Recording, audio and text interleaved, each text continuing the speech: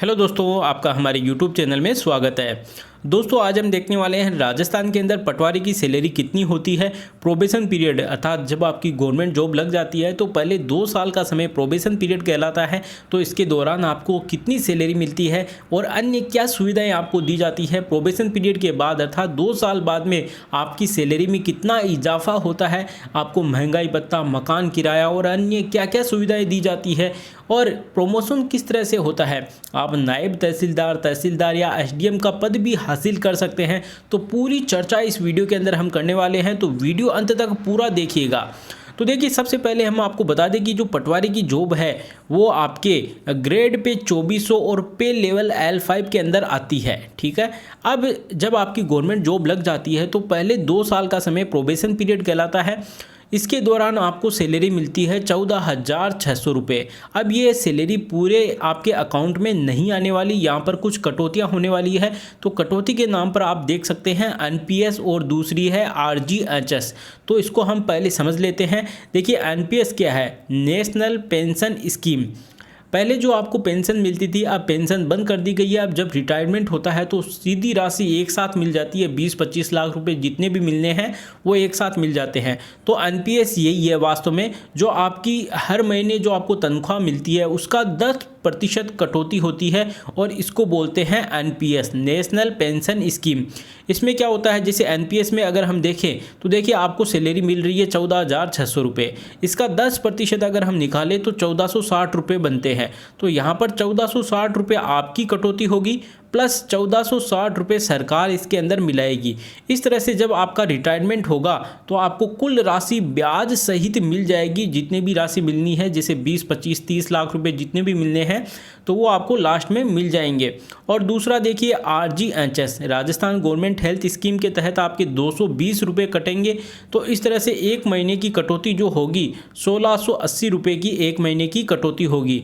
अब आपके अकाउंट में कितनी राशि आएगी तो आप देख सकते हो, कुल सैलरी जो आपको मिल रही थी 14,600 रुपये, उसमें से 1,680 रुपये कट गए हैं। तो इस तरह से आपके 12,920 रुपये आपके खाते में आने वाले हैं।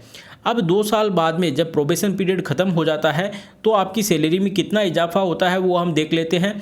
देखिए, साथ में आपको बता दें कि प्रोबेशन पीरियड के दौरान आपको 15 कैजुअल लीव्स मिलती है। ठीक है, अब देखिए आफ्टर प्रोबेशन पीरियड के बाद में अगर हम सैलरी देखें तो देखिए अच्छी खासी सैलरी है। बेसिक सैलरी आपकी बनकर आती है 20,800 रुपये। लेकिन इतनी ही नहीं है, अभी कुछ और भी इसमें साथ में जुड़ने वाला है, जैसे महंगाई भत्ता है, मकान किराया है, वो सब कुछ मिलेगा आपको। अब देखिए टोटल सैलरी की अगर हम बात करें तो इसके अंदर बेसिक सैलरी जुड़ने वाली है। डीए क्या है? डियरनेस अलाउंस अर्थात महंगाई भत्ता। प्रोबेशन पीरियड के बाद में ये आपको महंगाई भत्ता दिया जाता है, डीए। और इसके बाद है एचआरए, हाउस रेंट अलाउंस, ये आपको मकान किराया है वो भी दिया जाता है। इसके अलावा हार्ड ड्यूटी अलाउंस और एक्स्ट्रा वर्क अलाउंस। तो इस तरह से ये राशि मिल जाती है और आपकी सैलरी में अच्छा खासा इजाफा हो जाता है। तो सबसे पहले हम देख लेते हैं कि डीए क्या है। देखिए, बेसिक सैलरी तो आपको पता ही है 20,800 रुपये है। अब डीए देखिए, डियरनेस अलाउंस अर्थात महंगाई भत्ता।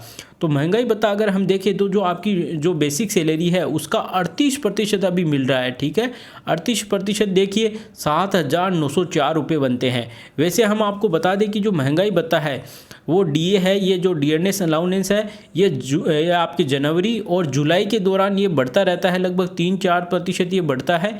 तो अभी देखिए हम 38% लेकर चल रहे हैं, तो ये आपके 7,904 रुपये बनते हैं महंगाई भत्ते के। और इसके अलावा एचआरए, हाउस रेंट अलाउंस, आपको जो मकान किराया है वो देखिए यहाँ पर 9% दिया जा रहा है। ये देखिए 20,800 रुपये जो बेसिक सैलरी है इसका 9% अगर हम निकालें तो 1,872 रुपये बनते हैं। यहाँ पर देखिए 18% भी दिया जाता है। जो एचआरए है वो 18% भी दिया जाता है।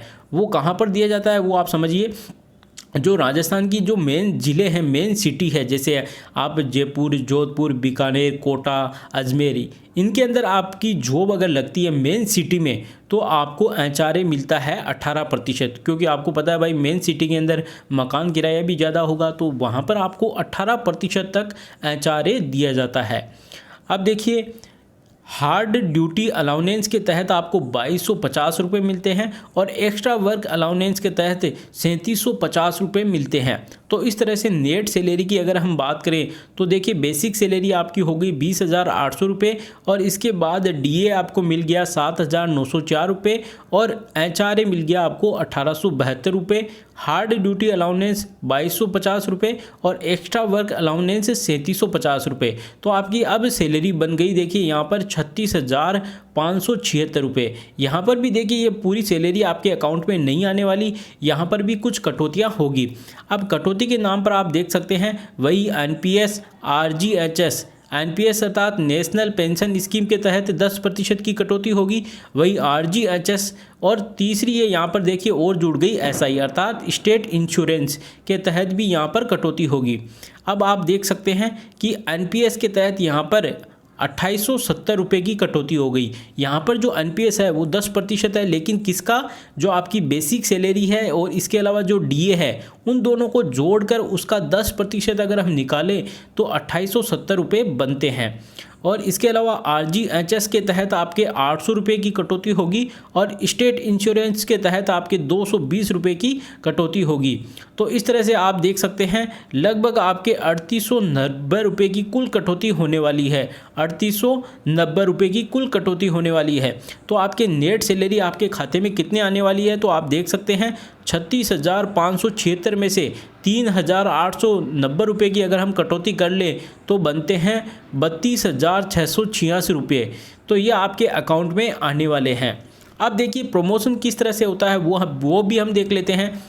देखिए सबसे पहले आप पटवारी की जॉब आपको हासिल हो जाती है, इसके बाद में अगर आप अच्छा खासा काम करते हैं, रिश्वत नहीं लेते हैं तो कुछ टाइम बाद में आप जैसे 4-5 साल या 6-7 साल बाद में आप सीनियर पटवारी बन जाते हैं और इसके बाद में आप गिरदावर भी बन जाते हैं। ठीक है, गिरदावर भी आप बन सकते हैं। गिरदावर अर्थात रेवेन्यू जो इंस्पेक्टर होता है वो।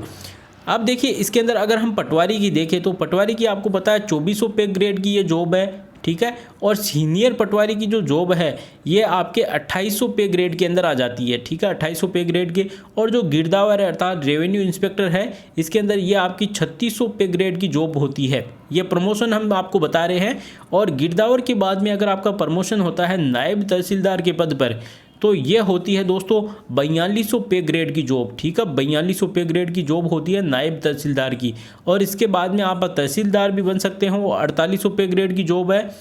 और ये एक तरह से आरएएस वाली जॉब है। ये जो एसडीएम और तहसीलदार वाली है ये आरएएस के जो अभ्यर्थी है क्वालिफाई हो जाते हैं वो बनते हैं। ठीक है, तो आप एसडीएम भी बन सकते हैं, लेकिन यहाँ एसडीएम बनने के चांसेस कम रहते हैं क्योंकि एसडीएम तो डायरेक्ट जैसे आरएस का एग्ज़ाम अगर फाइट करते हो आप तब बनते हो। और इस तरह से अगर आपका प्रमोशन होके बनते हैं तो कुछ ही अभ्यर्थी बन पाते हैं क्योंकि एसडीएम तक पहुँचते पहुँचते एक तरह से एज हो जाती है। ठीक है, तो अगर आपको ये वीडियो अच्छा लगा हो तो इसको लाइक करिए और ज़्यादा से ज़्यादा इसको शेयर करिए। धन्यवाद दोस्तों।